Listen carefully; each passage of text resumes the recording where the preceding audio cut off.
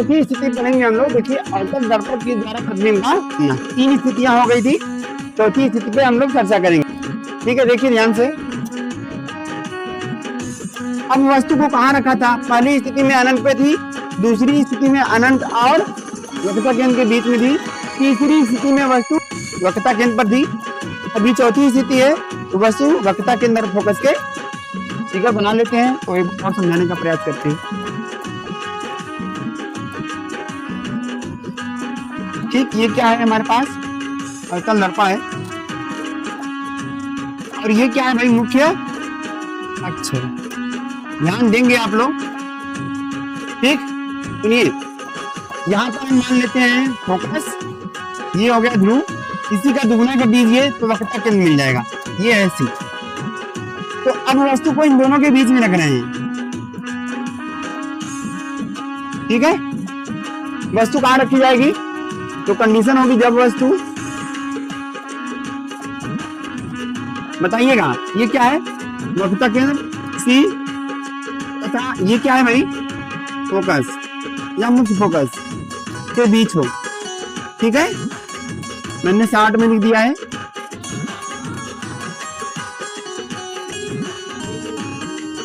चलो भाई चौथी कंडीशन पे बात करते हैं। तो देखो क्या हो जाएगा। मान लो कोई वस्तु ए बी है जो वक्रता केंद्र और फोकस के बीच में रखी गई। एक किरण चलेगी मुख्य अक्ष के समांतर। अरे हाँ ना बोल दो। हम जानते हैं वह किरण जो मुख्य अक्ष के समांतर चलेगी किससे होके जाएगी? मुख्य फोकस से होके जाएगी। बहुत सही जवाब। सभी लोग जो सही जवाब दे रहे हैं अपना एड्रेस कमेंट्स में बताएंगे। उनके यहाँ मारुति कार सूची भेजनी है। ये गाड़ी का नाम है भाई, तो सोच रहे हैं भेज दे सकते हैं। तो ये हो जाएगा हमारे पास। ठीक है, पहली किरण समझना, पहली किरण आई टकराई और गई। एक किरण और आएगी सीधी किसके लाइन? ध्रुव पर। मान लीजिए ये सीधे ध्रुव पर आपतित हो रही है। कितनी डिग्री पर? थीटा डिग्री या आई एंगल पर। तो अगर थीटा डिग्री पर आ रहा है तो जाएगा भी कितने एंगल पर? 5 मिनट जरूर।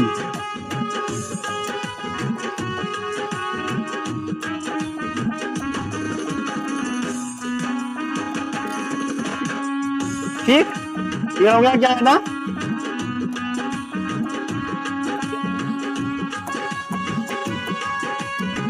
ठीक है बच्चा, हो गया क्या? ये दोनों किरणें यहाँ पर जाकर मिल जा रही हैं। आई होप समझ गए होगे।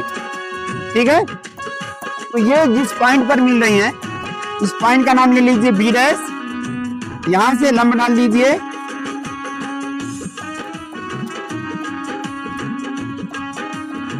ए डैश बी डैश। यही वस्तु का क्या है? प्रतिबिंब। समझ में आया क्या इतना सबको? बोलो। वस्तु को हमने क्या रखा? वक्रता के अंदर फोकस के बीच में। तो एक किरण मुख्य अक्ष के समांतर आई फोकस से।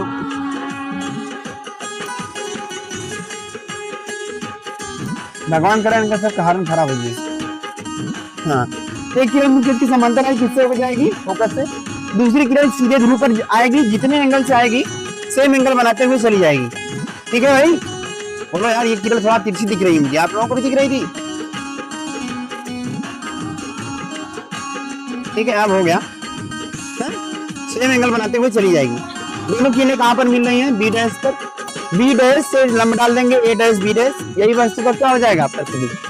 सबको समझ में आया कि नहीं? अरे यार बोलो बोलो, क्लियर है?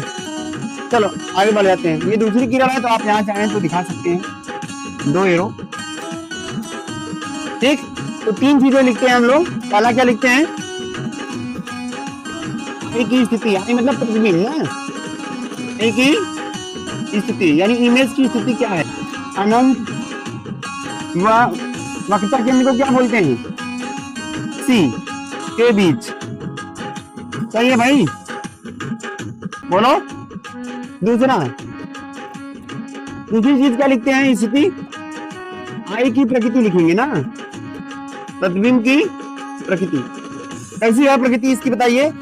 क्या किरणें वास्तव में मिल रही है? तो हो जाएगा वास्तविक। आप अच्छी तरह जानते हैं जब वास्तविक होगा तो उल्टा भी होगा। और बताइए बड़ा है छोटा? ये बड़ा। जब अनंत पे कोई वस्तु रहेगी या प्रतिबिंब रहेगा तभी बहुत बड़ा तीसरा तीसरा क्या आएगा भाई, बताएंगे रेखीय आवर्धन। तो रेखीय आवर्धन निकालने के लिए पहले v और u में कंपेयर किया जाता है। यहाँ से यहाँ की दूरी क्या है, v माइनस v होगा, एक्चुअली मैं चिन्ह नहीं ले रहा हूँ। और यहाँ से यहाँ की दूरी यानी वस्तु से प्रतिबिंब की दूरी को u से दिखाते हैं। बताइए कौन बड़ा है इस बार, तो v बड़ा है u से। दोनों पक्षों में u का भाग दीजिए, m बड़ा होगा x, ठीक है। यहाँ माइनस का चिन्ह आता है, अगर आप सही से लेते तो माइनस चिन्ह केवल ये दिखाएगा प्रतिबिंब वास्तविक होगा। आया, समझ गए, चलो क्लियर है। अगला अगली स्थिति पर चर्चा करें, बोलो भाई। ये चौथा था, आपस में बात करते हैं। जिंदगी भर से उतारे, अब क्या करोगी, ठीक है। चलो ध्यान दो, ये क्या है, मुख्य अक्ष, बोलो भाई।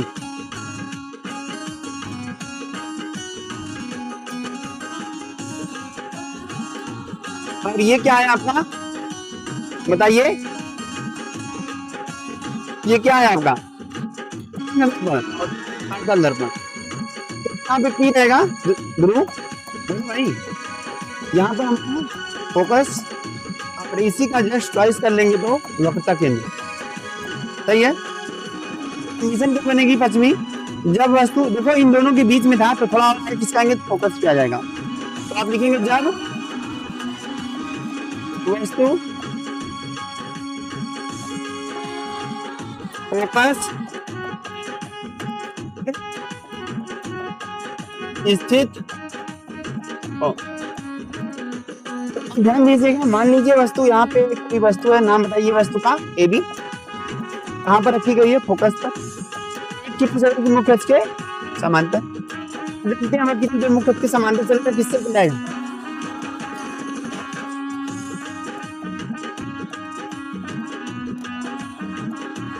ठीक है, आया,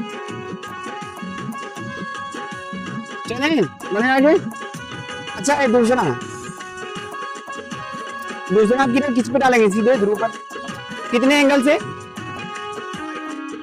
आई या थीटा एंगल से, तो जितने एंगल से आएगा उतने ही एंगल से आएगा।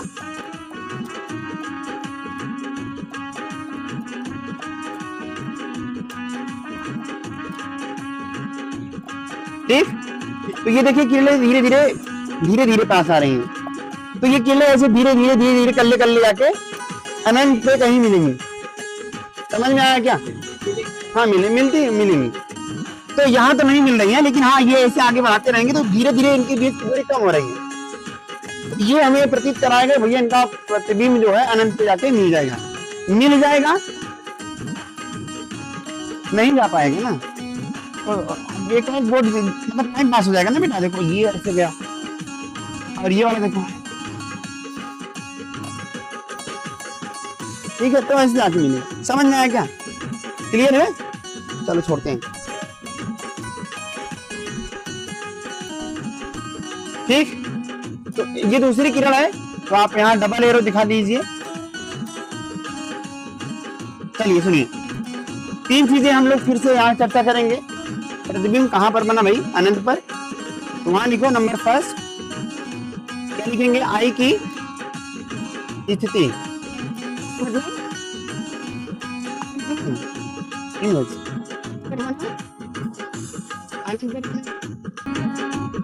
जानते हैं अनंत की सबसे खास बात क्या है?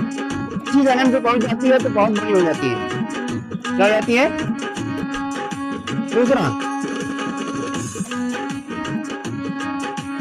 दूसरा क्या कहेंगे? आई की प्रकृति। आई की किरणें वास्तव में मिलेंगी तो क्या बनेगा भाई? और वास्तविक के साथ और क्या बनता है? उल्टा। तथा वस्तु से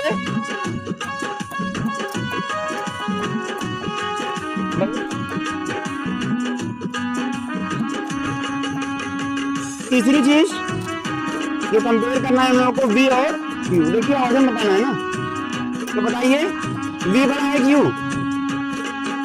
V भाग बड़ा है क्योंकि अनंत पर है। फिर दोनों पक्षों में U का भाग दीजिए, बी अपॉन यू बहुत बड़ा होगा, यानी एम बहुत बड़ा होगा। समझ में आया? छठवीं कंडीशन क्या होगा? छठवीं कंडीशन, अब वस्तु को देखो फोकस और ध्रुव के बीच में रखेंगे। तो लिख लो, जब वस्तु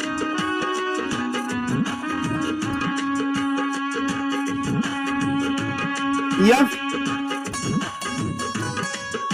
तथा पी के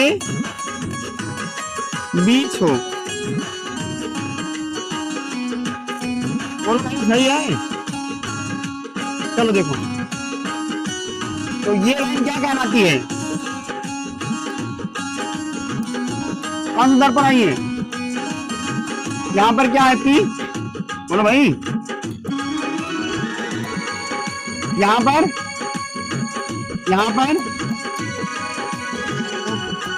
बहुत दूर बनाएंगे बच्चा ना, जगह नहीं है ना, इसीलिए ये हो गया इसका, ये देखो, ठीक है? बस इससे ज्यादा दूर नहीं। वस्तु को इनके बीच में रखते हैं। वस्तु का नाम क्या है? A B. एक किरण चलेगी मुख्य के समांतर। तो आप जानते हैं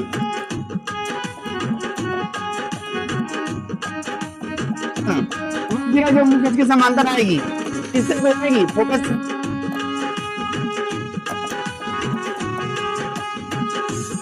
ठीक, किरण लाना है मुझे। मैं किससे लाऊं? ध्रुव से ला सकता हूँ, मैं फोकस से ला सकता हूँ, वक्रता केंद्र से भी ला सकता हूँ।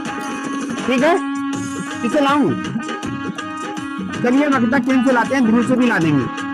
तो ये किरण वक्रता केंद्र, देखो यहाँ किरण ऐसे जाएगी और टकरा के वापस आएगी। इसको पीछे बता देंगे तो ऐसा लगेगा कि ये किससे आ रही है? वक्रता केंद्र से। ये किरण यहाँ पर ये, लेकिन ये दूरी, ये दोनों किरणों के बीच की दूरी लगातार बढ़ रही है, दूरियां बढ़ रही है, अच्छी बात नहीं है। तो ये दोनों उस पार जाके मिलेंगे।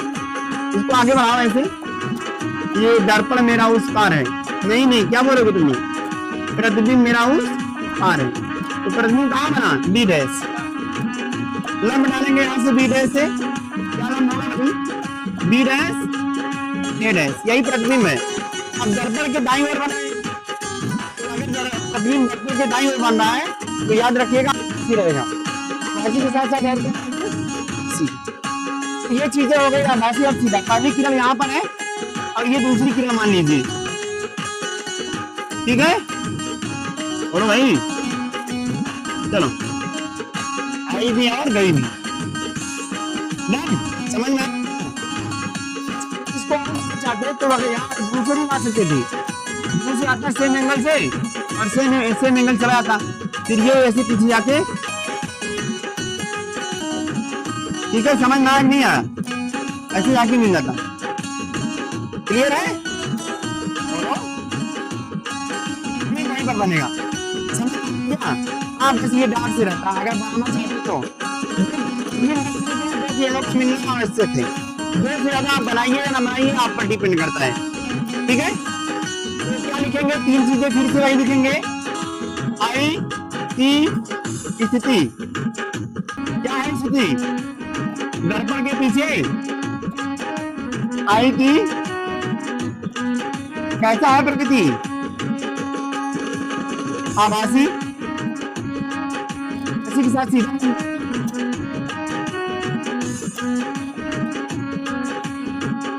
और वस्तु से बड़ा है।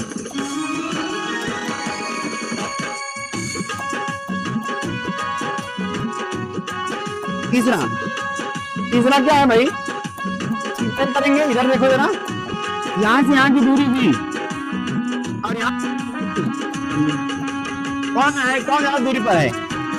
v ज्यादा दूरी पर होगा, गलत फिगर मैंने बना दिया है। तो v बड़ा होगा u से, फिर दोनों बच्चों में भाग दे देंगे u का, ये बन जाएगा m बड़ा होगा x। आया? बोलो भाई,